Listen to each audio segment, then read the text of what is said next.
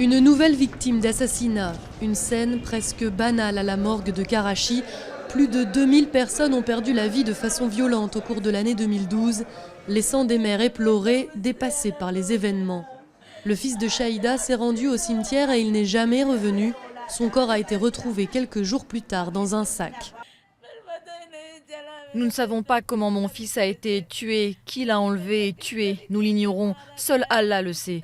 Mon fils a été martyrisé. Il était innocent et il ne savait rien. Mon fils est un martyr. Une histoire tristement banale dans cette mégapole de 18 millions d'habitants, ravagée par les rivalités ethniques et politiques. Résultat, les gangs se disputent le contrôle des différents quartiers à coups d'attentats et de meurtres crapuleux. Zafar a eu la jambe entaillée par une attaque à la grenade. Il fait partie d'un gang opposé au MQM, le parti qui contrôle la majorité de la ville.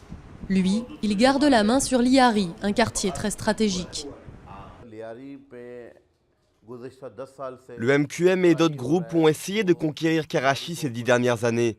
Plus d'1,5 million de personnes vivent à Liari et ce quartier est le plus proche du port. Le MQM veut le contrôler parce que ce parti veut mettre en œuvre un programme international qui lui a été assigné par les forces étrangères.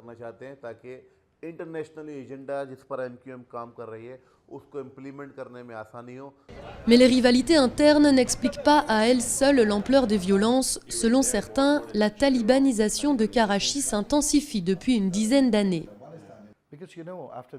Vous savez, après les opérations dans les zones tribales et au Waziristan, tellement de personnes sont allées à Karachi sans contrôle et elles ont commencé à se réfugier dans les coins reculés de Karachi. Et Karachi est devenu un refuge sûr pour les talibans. Des tensions mafieuses d'un côté, une poussée islamiste de l'autre, un cocktail explosif qui risque fort de s'aggraver ce printemps dans la mégapole pakistanaise à l'approche des élections nationales.